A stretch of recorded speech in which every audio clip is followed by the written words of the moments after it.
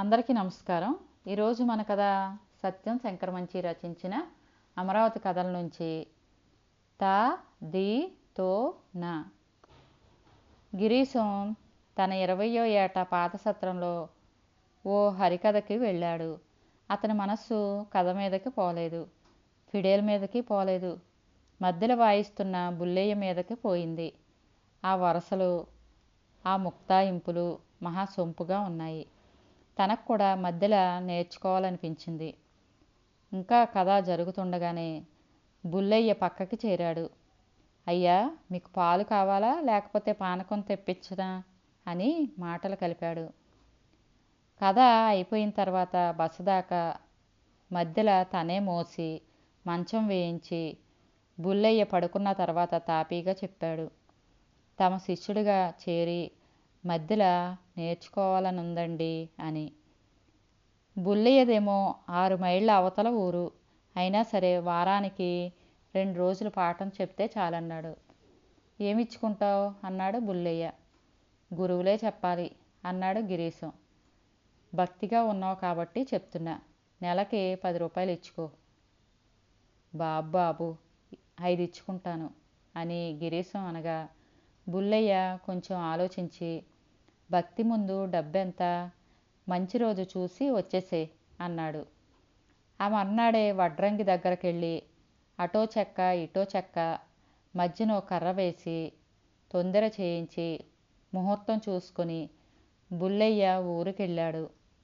బుల్లయ్య తొందరకి బొట్లు పెట్టించి కొబ్బరికాయ కొట్టించి దక్షిణ పుచ్చుకొని తా ది తో నా అని మొదటి పాఠం ప్రారంభించాడు.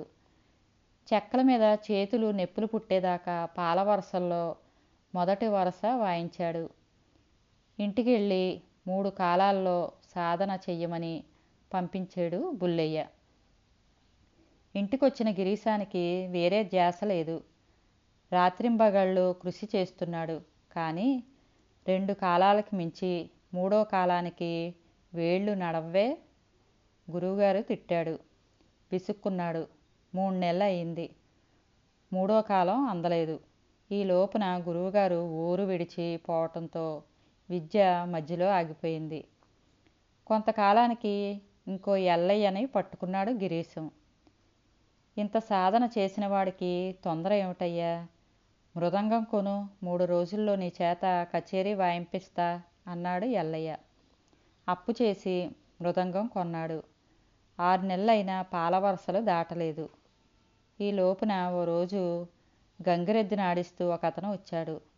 అతని డోలు వరసలు బాగా ఉన్నట్టు అనిపించింది గిరీశానికి. అతనికి సోలెడు బియ్యం పోసి ఆ వరసలు తనకు నేర్పమన్నాడు. అతగాడు మీకు మధ్యలో పనికిరాదండి, డోలు నేర్పుతానన్నాడు. సరే, విద్య రెంటికి ఒకటే కదా, అలాగే కాని అన్నాడు గిరీశం.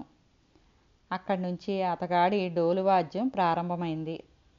అతనికి భోజనం 2 పూటల గిరీశం ఇంట్లోనే. అహోరాత్రాలు డోలు సాధన సాగుతుంది. 1 నెల రోజులైంది. గిరీశం భార్య భరించలేకపోయింది. భోజనం ఖర్చయితే పర్వాలేదు, ఈ డోలు గోల ఏమిటి అనుకొని మొగుణ్ణి పక్కకి పిలిచి, మీకు పెళ్ళాం కావాలో డోలు కావాలో తేల్చుకోండి, నేను పుట్టింటికి పోతా అంది. అక్కడి నుంచి డోలు సాధన గుళ్ళో పెట్టాడు. 6 నెలలు చూసి ఇక నేను అన్నం కూడా పెట్టనంది భార్య. దాంతో డోలు ఆగిపోయింది. కానీ గిరీశం పట్టు మాత్రం ఆగలేదు. అనేక మంది గురువులను ఆశ్రయించాడు, డబ్బిచ్చాడు, పాదసేవ చేశాడు. ఖాళీగా క్షణం కూర్చోడు. 2 మోకాళ్ళ మీద సాధన చేస్తూనే ఉన్నాడు. 15 ఏళ్ళు గడిచిన పాల వరసలు దాటలేదు. 2 ఏళ్ల క్రితం చెన్నయ్య అనే కుర్రాడు మధ్యలో మొదలెట్టి ఇప్పుడిప్పుడే భజనల్లో వాయిస్తున్నాడు. వాడి దగ్గరికి రహస్యంగా వెళ్ళి కళ్ళనీళ్ళైపోయి, ఒరేయ్, నువ్వు నా కొడుకులాంటి వాడివి, ఇన్నేళ్లుగా కృషి చేస్తున్న విద్య నాకు అబ్బలేదు, ఆ రహస్యం చెప్పరా అని ప్రాధేయపడ్డాడు. దాందేముంది బాబాయ్, చెప్తారా అన్నాడు చిన్నాడు. 2 ఏళ్ల పాటు వాణ్ణి వేధించాడు. కానీ గొంగళి వేసిన చోటే ఉంది. చిన్న చిన్న వాళ్ళు లాభం లేదు. పేరు పొందిన వాళ్ళైతే కిటుకులు చెప్తారని వారానికోసారి పట్నం వెళ్ళి ఓ విద్వాంసుడి దగ్గర శిష్యరికం చేశాడు. ఫలానా వారు మా గురువుగారు అని చెప్పుకోవటమే దక్కింది కానీ శిష్యుడికేం అంటలేదు. 50వ పడిలో పడ్డాడు గిరీశం. గుళ్ళో కూర్చొని మోకాళ్ళ మీద మధ్యలో వాయిస్తున్నాడు. ఎదురుగా కూర్చున్న ఓ ముసలాయనికి జాలేసింది. ఇన్నేళ్లు తపస్సు చేసిన వీడికి విద్య రాలేదే అని. ఒరే గిరీశం, ఇంతమంది గురువుల్ని ఆశ్రయించావు, ఎందువలరా నీకు విద్య అబ్బలేదు అన్నాడు. గిరీశం అన్నాడు, గురువులు మర్మం విడిచి విద్య చెప్పటం లేదు తాతయ్య, లేకపోతే ఈ పాటికి మహా విద్వాంసుని కాకపోయేనా. కథ సమాప్తం.